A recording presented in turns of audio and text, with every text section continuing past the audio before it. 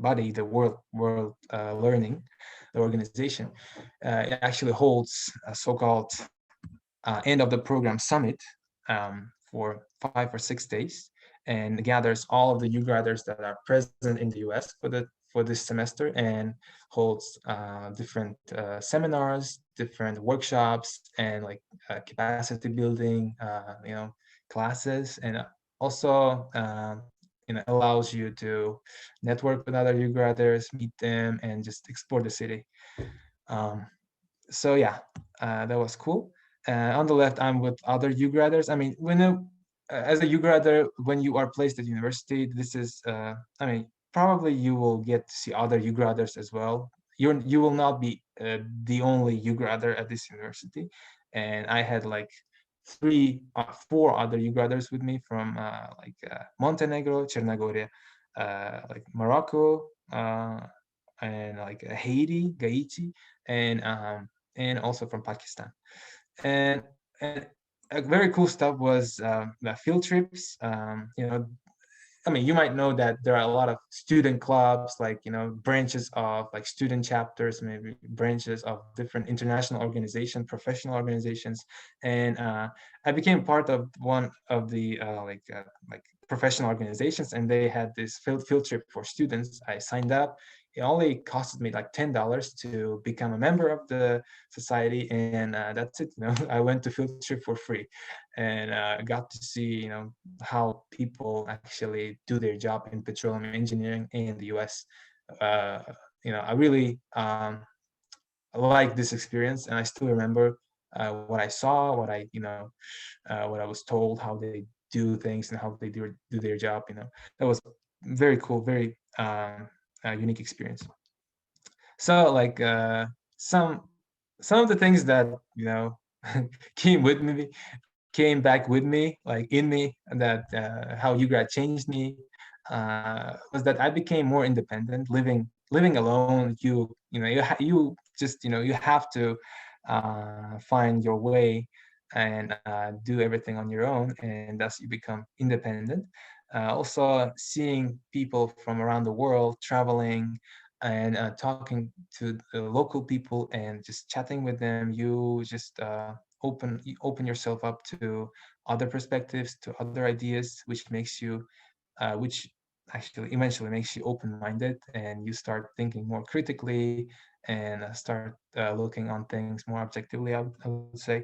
Also, like if it's, I mean, I don't really, I'm not sure about everybody, but I became more adventurous because when I see something new, I try to study it. So the same was in the US. I remember I would just walk around the university, walk around this university city, and just explore places, meet people. And this is still with me here, and I became more adventurous. Of course, you become more communicative. You start talking to like many people after that. Like people start talking to you after you grad, and I mean, you become more socially active, I would say, and your networking skills just improve exponentially. And like the thing that I'm doing right now, right? Like, don't think that I'm paid in some way, guys. Like, or I get some benefit from it. No, like I do it for fun. Just that other so that other people can become motivated and inspired, and actually apply to this program. And this social oriented like point was that you become more socially oriented person. You start investing in your network, you start investing in people that you actually don't know, uh, but you want them to succeed as well. And this trait actually was boosted after UGRAD. So all in all, like if you just ask me what UGRAD gave you in 1 or 2 words, I would say it made me a global citizen. So yeah, some other things. So this is my these are my contacts. Like if you need some advice, guys, like of course we could share that after that. after the presentation, after the webinar. But I also have a blog in Telegram, so also later. But all in all, this is it. This is I wouldn't go to like some tips, application tips, because I would add that, you know, with Rustam.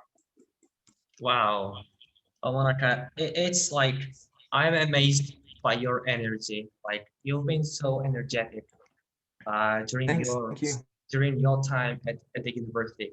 And what amazed me most Thank is you. like that you didn't give up after getting rejected for the first time by the UGRAD program. Like you kept working Yeah, on your yeah. leadership, and eventually you got in, like you got accepted, and you went through this experience, which is fascinating. Yeah, I really love like the US education system. Like I've been studying at Duke. Yeah, their education system is totally different, and they prepare you to become a global citizen. They don't want you to be like attached to certain Oh, like country. Yeah, they want you to become. Jafabek, I'm sorry, like you're breaking up. Oh, okay, okay. Yeah, really sorry, really sorry. Can you hear me now? Hello.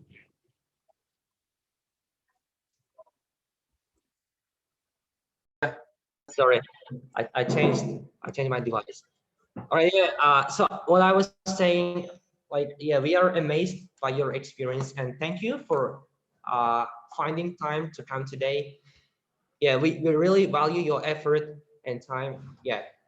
So I guess we're going to have time for questions and answers later. Like, or do you want us to conduct it now, Omonaka? Like it's up to you. You're the host. So feel free to do Yeah. how like whatever you I want. guess like if Rustam also shares some tips about application, then participants can ask more specific questions to which both of you will be answering more effectively, I guess. Yeah. So yeah, that's why let's go and hear Rustam's story. Okay, Rustam, are you here? Yep. All I, right. Yeah. So the stage is yours now. Yeah, we can uh, start.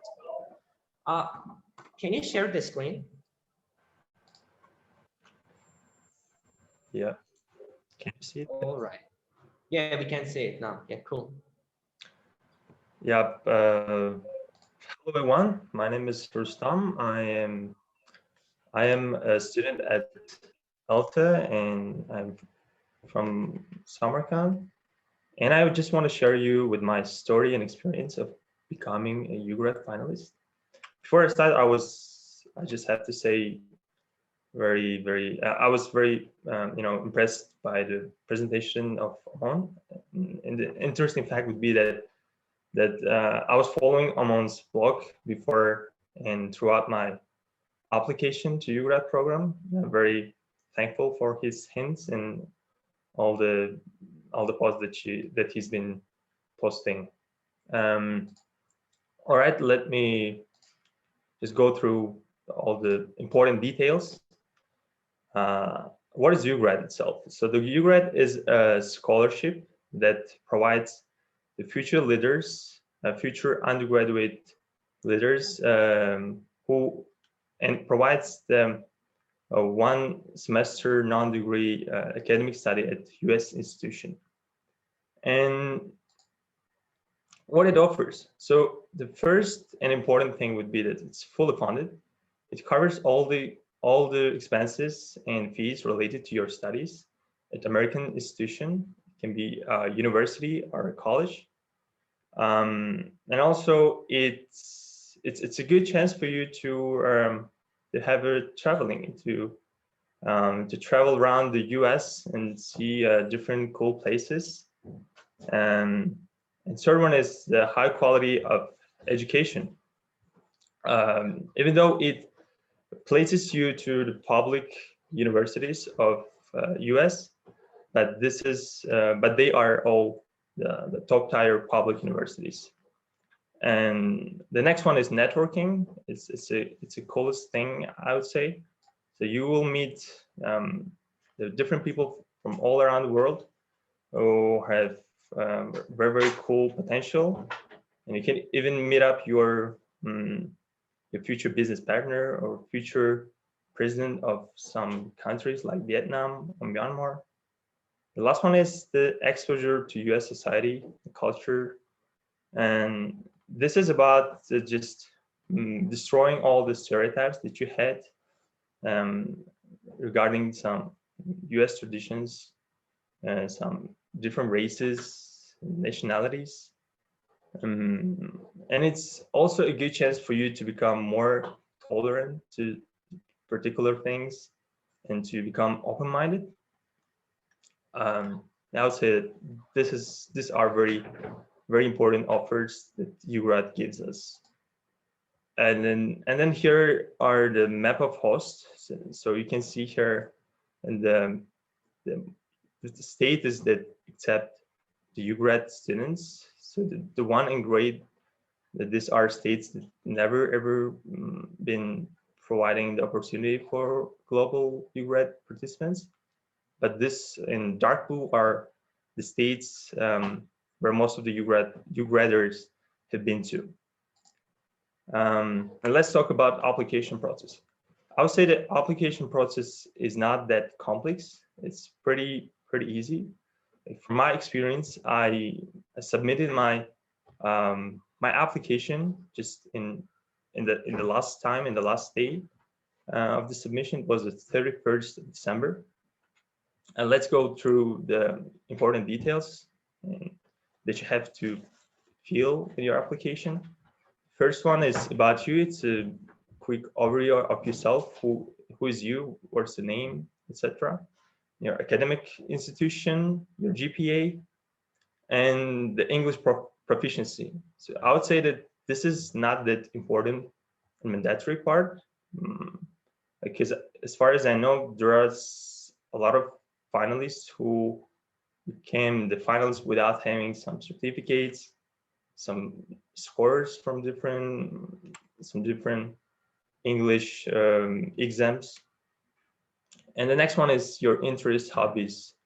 I think this one is pretty important one, because you tell here who you are, what's your interest, and your hobbies, what you've been doing, your social activities.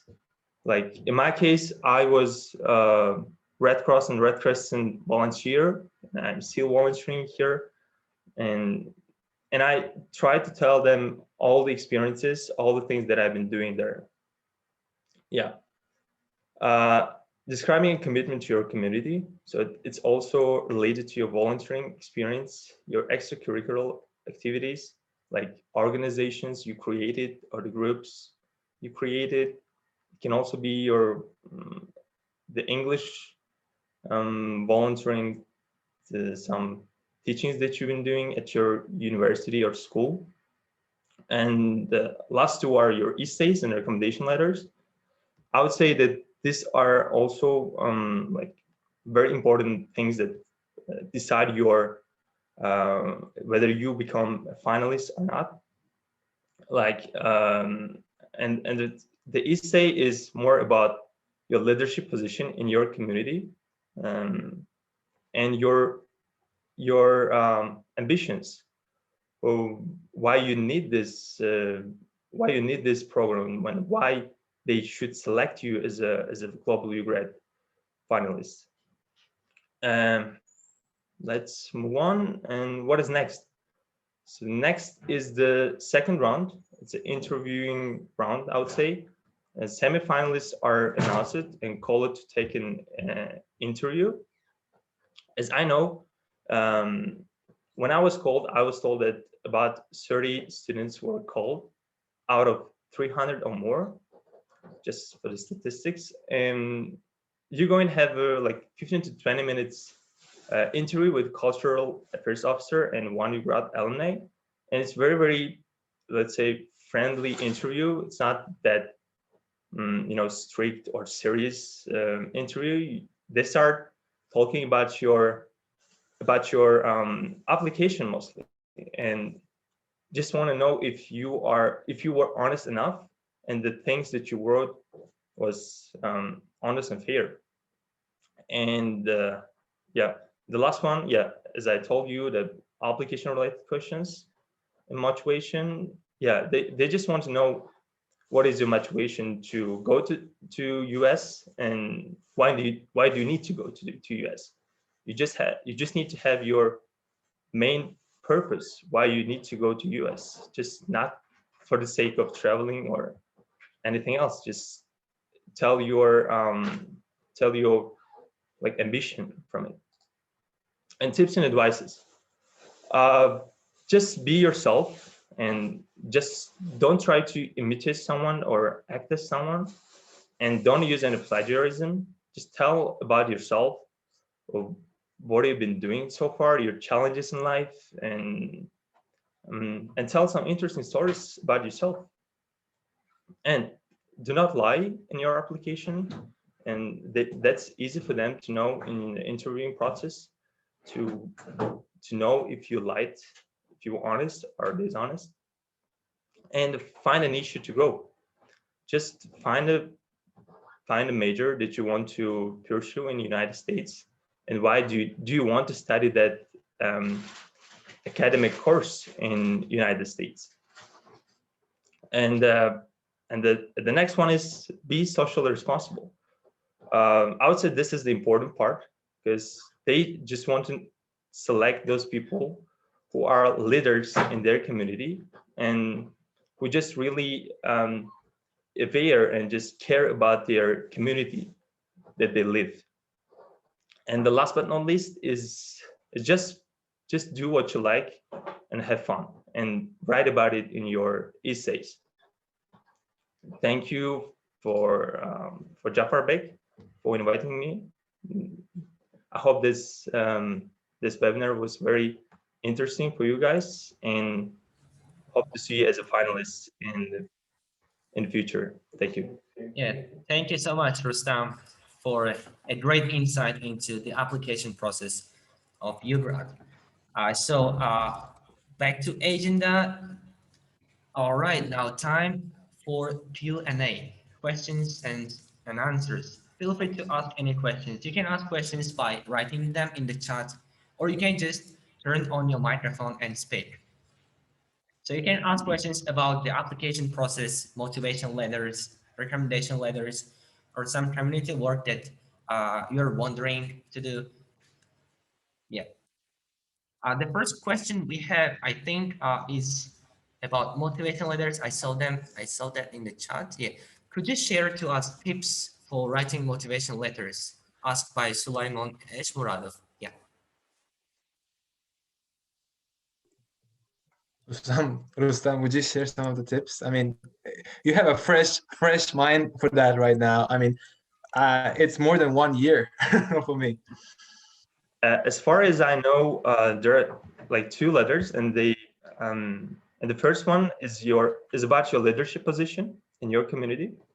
So in this one, like from my experience, I wrote what I've been doing so far, and I wrote mostly about the community that I was committed. It's a Red Cross and Red Crescent Society, Krasna Polomeshes. Maybe some of you guys know about it. And I shared some stories. I shared some challenges that I had throughout my volunteering position there. And I tried to highlight most important things there. And the second one was most about my how to say ambitions and goals, what I need this scholarship, and what I want to do after coming back from US.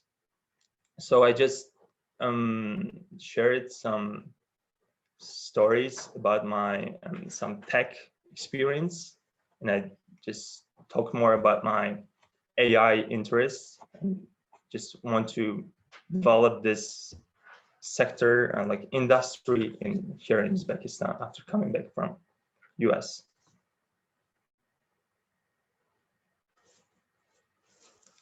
You're muted, Jeff. Hi, thank you so much for a great presentation. I really liked it. And so the one main question is for you. What was the main thing that helped you to win the UGRAD? You know, like people feel that they like when you win something, you really feel that the main thing was the thing that really helped you. So maybe like your background, maybe your way of thinking out of box, or what did you have to win the scholarship? What was the main thing? Mhm. Both of you. Thank you. Great question. Rustam, are you okay if I start answering Yep. this question? Yeah, Yeah. So you have to remember about the aim of the program. It's about leadership.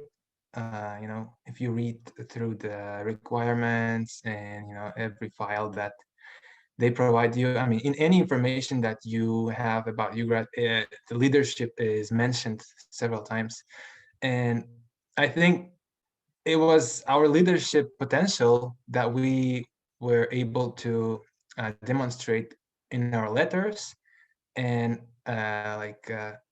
and also during the interview. um, uh, you know it's not a big thing for me to share like my motivation letters. I mean, I'm ready to do that like like later after our um, webinar. But I mean, you could see in the letter, you will see that I mentioned, just as Rustam like told, what I did.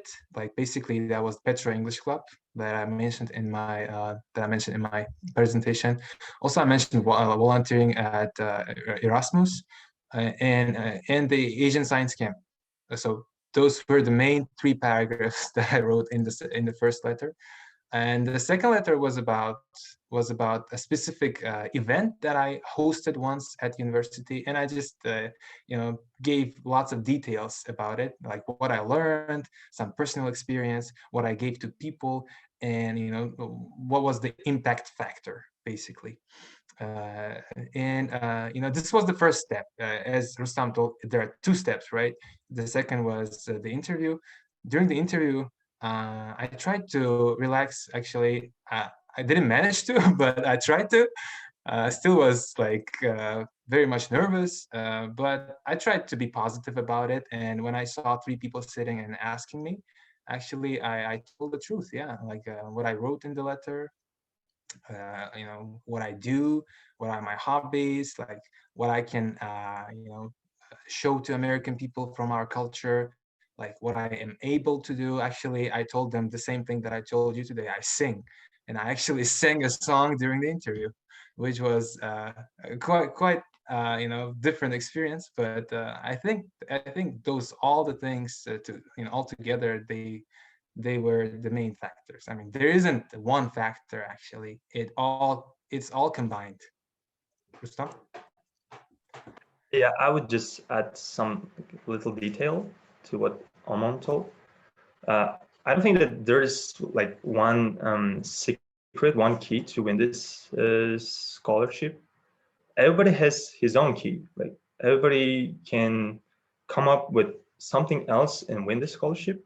And the important thing is to be yourself and find your unique sides. Like what I've been doing. Like not everybody has been doing the things that you did.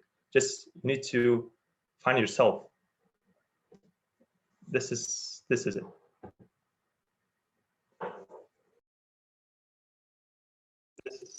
All right. Yeah, Otabek. So Otabek yeah, is like raising his hand once Otabek, again. yeah, you can Yeah. unmute yourself. Okay, thank you so much for your answer. It was like specifically answer to my question. So, and also one question specifically for Omon Ochilov. So, Yep. as far as I know, you applied for this program twice, right? Yeah. So, like the thing that I want to know is, what changed since you have rejected from the first one? What have like? Can you tell me the difference from the first and from the second? Like, I got your question. Yeah, yeah. I mean, I've yeah. been given this question before. Uh, so basically, I got more experience. I got more experience in leadership. I got more experience in social life, and I just became more mature as a person. And like, I think my English also improved a bit, and I started writing better essays because during that time I also applied to a ton of other programs, and I failed, but I learned, which was good. And yeah, those basic things actually led me to winning UGRAD. So change was that I got more experience, like international experience, personal experience, like social experience, like leadership experience. Like before, the first time I didn't have Petra English Club, I didn't have Erasmus, I didn't have like other ideas that I would put on paper. But yeah, as Rustam told, I was able to find myself more or less and to display it on paper. So that was the main things that changed. All right, the next question we got in the chat is about achievements. Is it possible to win UGRAD if we don't have any achievements, like except language skills? Rustam, what do you think? It's a pretty interesting question. Yeah, I think it's pretty possible. Like, yeah, you should be, I think, the socially responsible person. You have to like showcase that you care about your place, that you care about your society, that you want to do your best in order to be committed after coming back or even now. Yeah, I think that there is a possibility to win even without having any achievements. But I think anyway, achievement makes sense, a little sense. Yeah.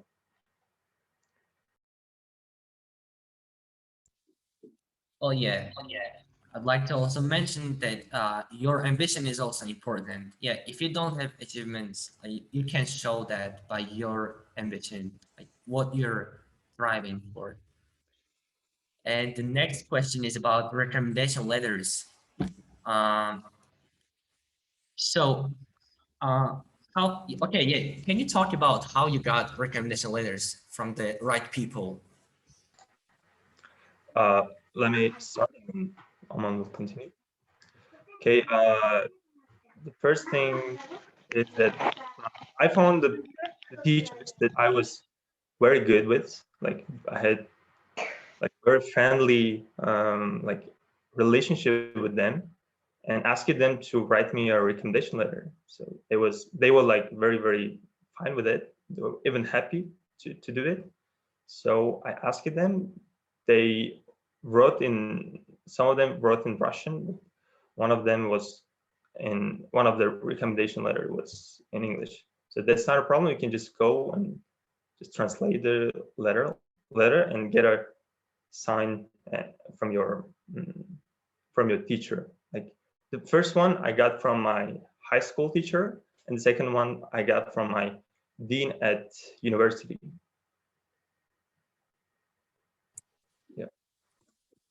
Yeah, So yeah, Omar, yeah, to the question of Otabek also, like I mean, this relates to Otabek's question as well. The first time recommendation letters were different, and one recommendation letter was from my lyceum like tutor, like professor, what would you call it, like and the second was from my like class curator, классный руководитель, да? And it was just the first year of the university, and I didn't know a lot of people to go to. So those were the ones that I thought would be good. But the second time I took one from dean of the university.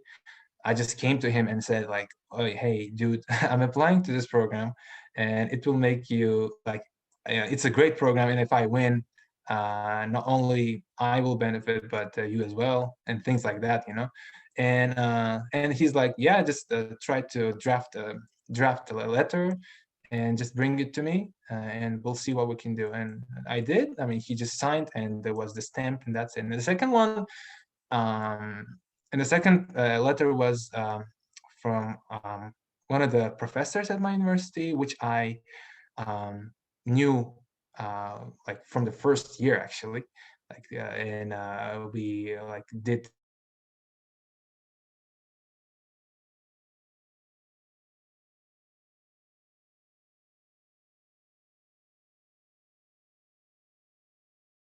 university, and he knew me, I mean, much better than other students. Yeah, so the second was from him. We got next few questions. The first, yeah, Otabet, you can unmute yourself. Okay, thank you so much for your answer. Well, from the stats that I've been like learning, that I was searching for, I came up with the thing that well, like students who are currently enrolled in international universities like Westminster, MJS, Webster, like, you know. So like no one won from international unis. So I'm also like enrolled in from like international uni right now. I'm the student of Webster, and I'm really interested. Is it even possible to win if I have my background, if I have my achievements, but I'm currently enrolled in international uni? So because as far as I understand, UGRAD is an opportunity for local people who are currently studying in local university to give them international experience. So this is the main thing that UGRAD the aim for. So is it Well, possible for me to get it? Thanks in Philippine advance. is international school, I think. It's not national, I guess, as far as I know. Yeah. Homanaka, would you like to answer that briefly? Yeah, absolutely. So my year in 2019, actually, uh, a girl from Ina, became a winner. Two people from financial university became winners. Me from Gupkin, one from Andijan, and one from also like Bukhara. Um, yeah, that's basically it. I mean, there were people from international universities, and while I'm not at university with English curricula, still, I mean, my university is considered as international. But I mean, I got what you mean. Like, do you? I mean, you're asking, are there like less chances of me winning because I study at Westminster or like That MDIST, right? exactly. Yeah, I mean, I don't really know. I'm not the organizer. I don't really keep in touch with them, and I don't know what's going on there. But I'm pretty sure if you are worthy candidate, I mean, you will win. Now, like currently I'm enrolled in American Uni, so Webster is like recently opened like 2 years ago, right? So the thing that I mean is currently I'm enrolled in American Uni, and like the thing that I want to apply for UGRAD is to feel the same experience, to get the same experience. So is it any like chances? What do you think? Like as you alumni of UGRAD, so what do you think about it? Well, as Again, like, Homonaka, yeah, mentioned, it doesn't really matter where you're studying. The main yeah, point is that you study in Uzbekistan and that you are a unique person who has leadership potential in the future. I yeah, guess, yeah, that's that correct. makes things clear. So we are taking two last Thank you. questions uh, from the chat. And the first one is about, is it important to have high scores at the university? And second one is about, if you're studying at national university, don't we lose time when we come back? Yeah. Uh, okay, let me answer to the question related to scores and grades at uni. So I wouldn't say that I was perfect student because I had more 4 grades than 5s, and also I had 3 from physics. I'll be honest. So I just submitted my docs, my transcripts, and that was it. I think that doesn't really make sense. I mean, the big sense, and also it doesn't give a big privilege. The most important thing is to have a motivation again and like interest to a certain field.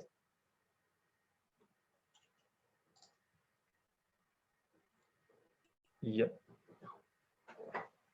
Can I answer to the next question, like about the national university? Yes, yes, sure. Yeah, yeah. It depends. It's Durdona. Durdona, it depends. So in my case, yeah, I actually lost 1 year because my university doesn't accept courses studied abroad, it accepts only courses studied in Russia, I guess, or in Uzbekistan. Uh, so it depends really. Like if you manage to, like, to talk to people and convince them that it's the same thing. I mean, maybe yes. I mean, and also like I know that now there is a transitioning to credit system in Uzbekistan, and like to like a European credit system.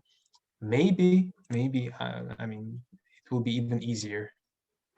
And we are going to thank our speakers so much. Their time is valuable, and we are so grateful that they made it today and that they shared their experience and insights into the application forms. And we hope that it has been useful to you. We hope that you learned at least something from this webinar about the UGRAD program. And well, again, we hope to inspire you. We are going to expect that you are going to apply to this program either on your own or through somebody else's help. But yes, get the scholarship, go to USA, broaden your horizon, and come back and share your experience. Yeah. So again, thank you all for staying until the end, and thank you for our speakers one more time. And yeah, let's start building the bridge. All right. Yeah, you can find all the relevant links in the chat. Just go to the chat. You can see it, and we are going to also share it uh, in Telegram if you contact us privately. Global Study Admin. Yeah.